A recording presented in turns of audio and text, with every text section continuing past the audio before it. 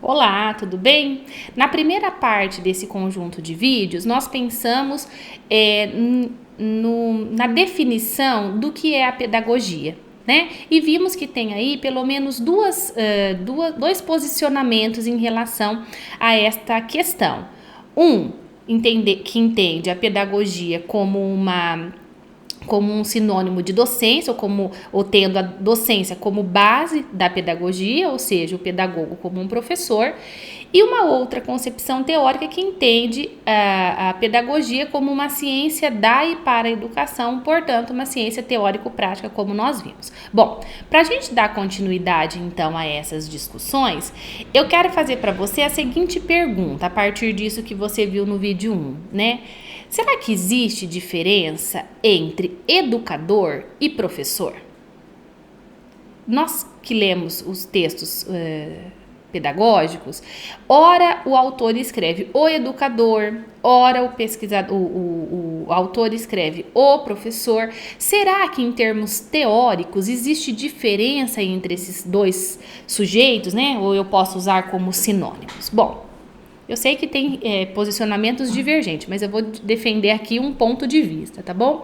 Eu entendo que o educador são todos aqueles que exercem uma ação educativa, sejam elas informais ou sejam elas não formais. Ou seja, todos nós, em algum momento, somos um pouco educador. A gente não precisa se formar em nada, não precisa ir para uma faculdade, não precisa fazer um curso para ser educador. A mãe, o pai, quando orienta um filho, quando explica para uma criança ou para um adulto como fazer, está exercendo uma ação educativa. Portanto, é um educador. Assim eu entendo. Mas o professor é um profissional. É uma pessoa que tem uma profissão. O professor é um profissional.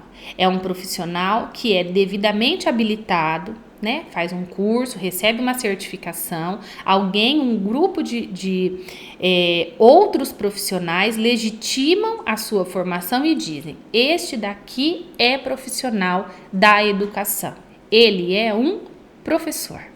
E esse profissional devidamente habilitado, ele é habilitado para quê? Para o ato de ensinar e de possibilitar o processo de aprendizagem formal.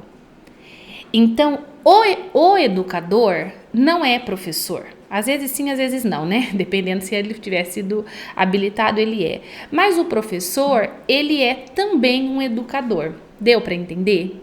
Porque nós que nos dedicamos a pensar a problemática educativa, a pensar a educação, também em muitos momentos não estamos agindo na função de professor. E eu acho, gente, quando a gente faz essa distinção, tem uma implicação, inclusive, de posicionamento político. Cuidado com as palavras, né? Política, aqui eu não estou dizendo da política no sentido dos partidos políticos. Estou dizendo na política como formas de pensar as nossas relações sociais, tá bom? E pensar o professor como um profissional lutar para que direitos profissionais desta categoria sejam garantidos, tá bom?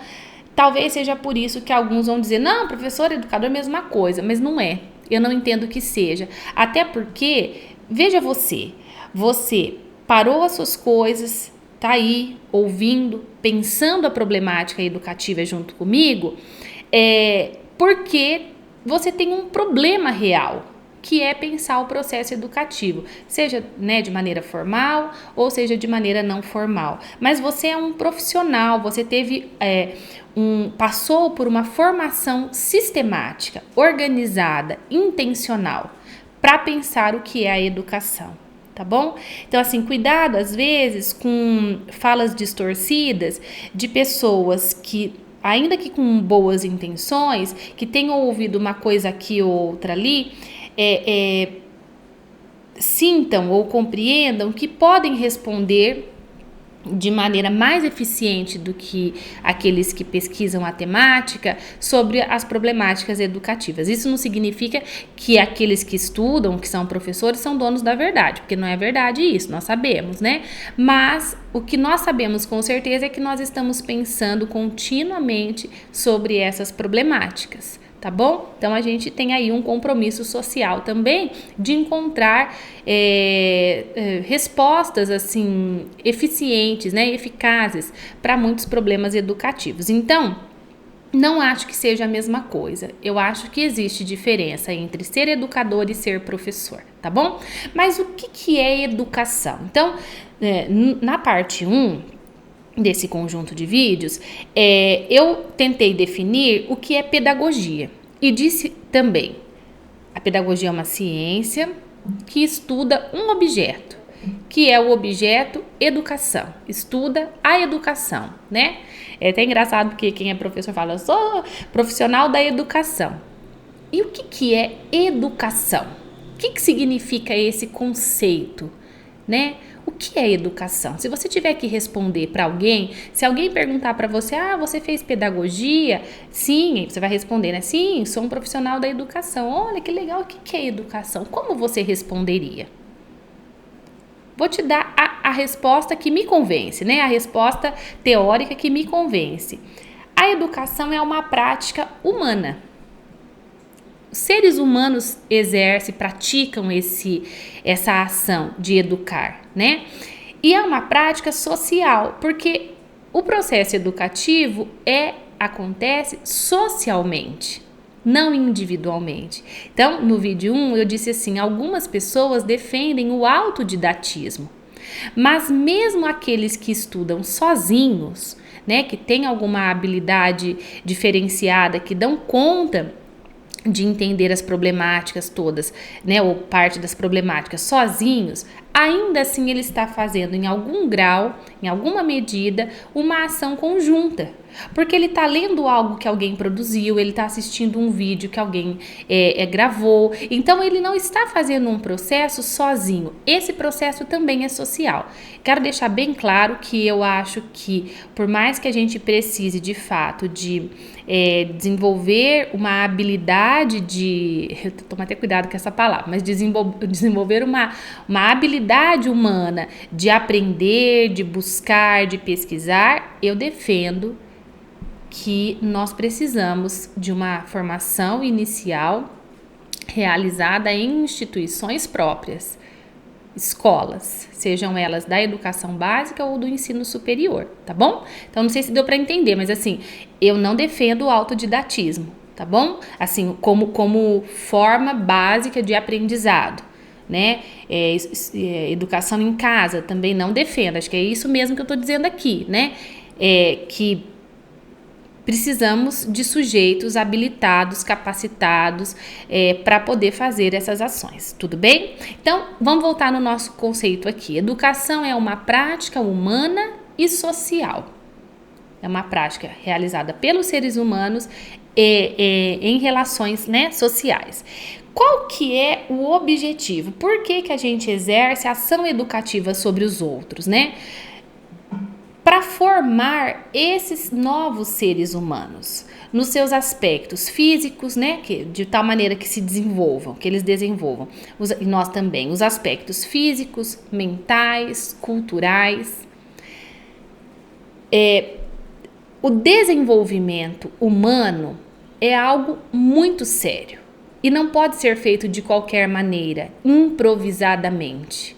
Precisa ser pensado. Então, o processo educativo precisa ser muito bem pensado, seja pelos profissionais habilitados ou pelos educadores como um todo. Não é por um acaso que qualquer pessoa que se torna pai ou mãe, ou qualquer pessoa não, né? Mas a grande maioria das pessoas, quando se tornam pais e mães, começam a ficar preocupados em relação ao que vai fazer, né? Quais as ações vai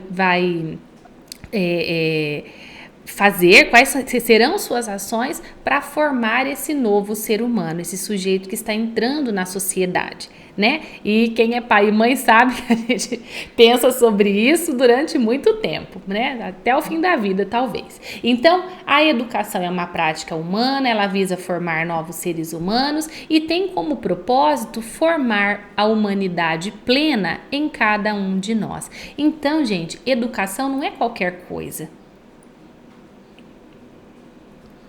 E não pode ocorrer de qualquer maneira.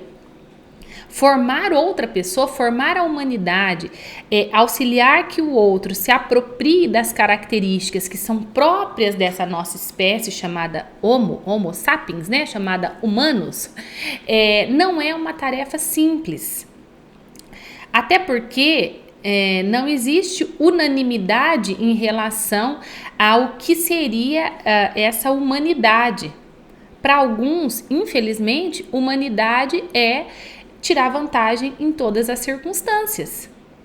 Então, as ações educativas que essa pessoa que pensa dessa forma vai empreender para com as pessoas, né, as novas gerações, as crianças que tiverem sob sua responsabilidade, vai ser nesse modelo. Uma outra concepção, por exemplo, equivocada na minha opinião, é a concepção de que nós vivemos num mundo competitivo, então nós temos que ensinar as nossas crianças a serem competitivas. Veja, gente, o que eu entendo que é certo, errado, justo, injusto, bom ou ruim, está na base, na matriz das ações que eu empreendo em termos de educação.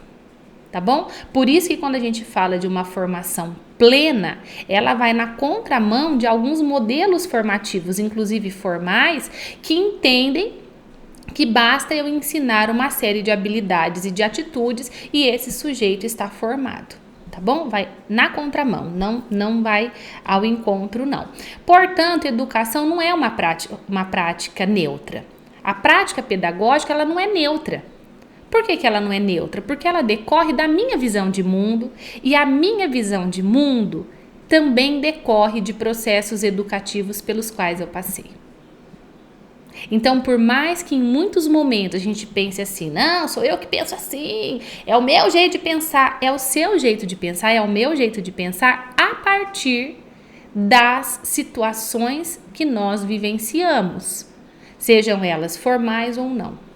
Tá bom? Então, educação tem um grande e importante propósito, na minha opinião e dos teóricos que eu estudo, formar a humanidade em cada um de nós. E formar a humanidade em cada um de nós é possibilitar a apropriação, no seu grau mais elevado, de cultura humana.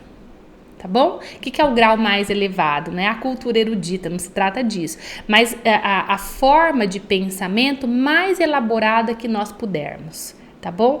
Isso é que eu entendo que é processo educativo. Bom,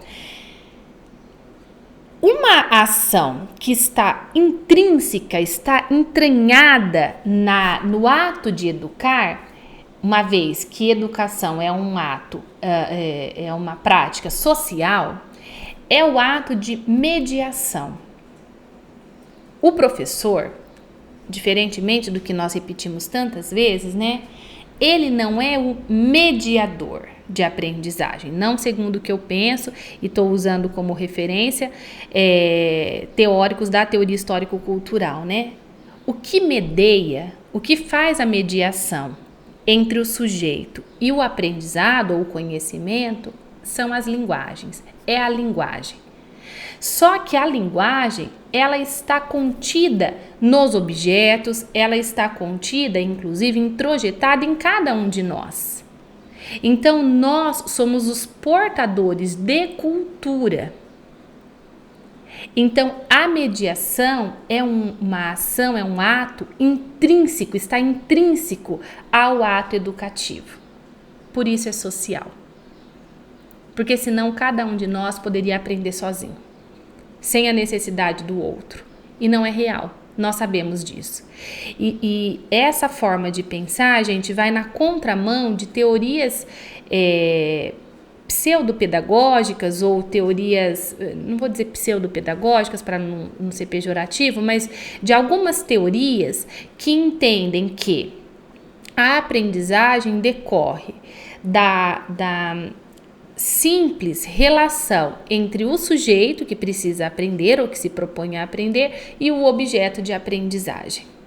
Como se o fato de eu simplesmente manipular objetos portadores de cultura fosse suficiente para eu me apropriar da cultura ali contida. Tudo bem? Então, se a mediação está intrínseca, né? É intrínseca ao ato pedagógico. Qual é o conteúdo dessa mediação educativa, dessa mediação de cultura? Os saberes e os modos de ação, ou seja, a própria cultura. A cultura como esse patrimônio do ser humano. Isso é que é o objeto. Para eu me humanizar, eu preciso me apropriar disso que a humanidade já produziu, não é?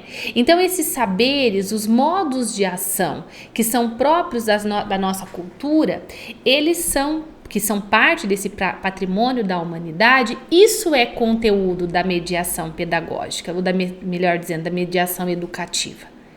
Tudo bem?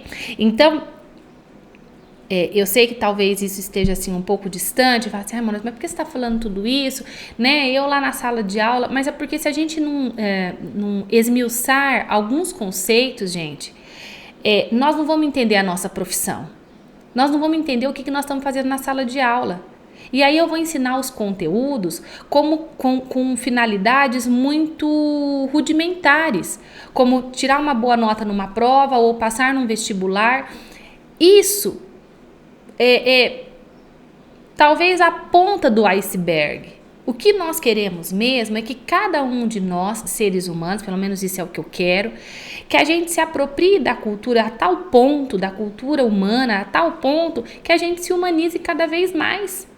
Que a gente compreenda as relações humanas de uma maneira muito mais ampla do que para as relações de aparência que elas têm. Eu sei que eu estou na contramão, eu sei que nós estamos na contramão, né? Porque o que a gente mais vê são pseudo-discussões em relação a tudo isso, né? Então, assim, o que a gente vê na internet, façam uma busca, vocês vão ver, né? Para que educar? Para que escola? Para passar em vestibular? A nossa escola é boa, né? Alguns lugares vão escrever isso. A nossa escola é de qualidade, tirou nota tanto no IDEB, no Saresp. Isso é um indicador.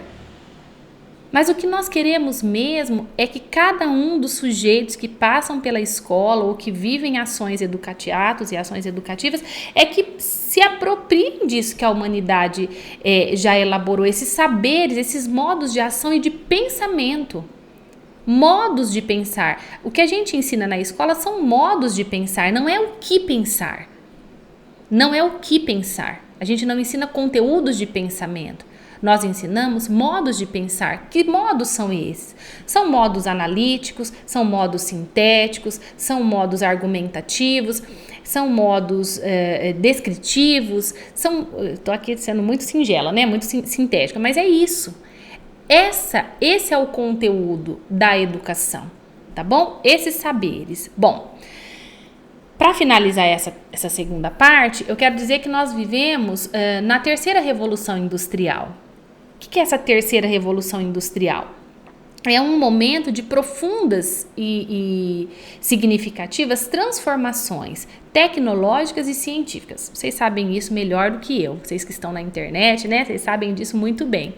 Existe nesse momento histórico uma internacionalização da economia, uma globalização econômica e inovações tecnológicas muito significativas. Muito significativas, que está mudando, vem mudando, já né, estamos em processo e muda a todo dia, com constância, as nossas formas de viver e as nossas formas de aprender e as nossas formas de ensinar e os conteúdos também, os saberes que nós elaboramos. Então, a informática, a microeletrônica, a bioenergética, as IAs, a inteligência artificial, tudo isso é o novo. E será que isso ameaça a nossa atuação docente? Vamos nos perguntar, será que essas inovações tecnológicas ameaçam a nossa ação como docente, como pedagogo, como docente uma coisa e como pedagogo de outro lado? Será que abala a nossa relevância? Bom, na parte 3 vamos tentar responder essa pergunta então, tá bem? Espero que você fique comigo até o final. Um abraço!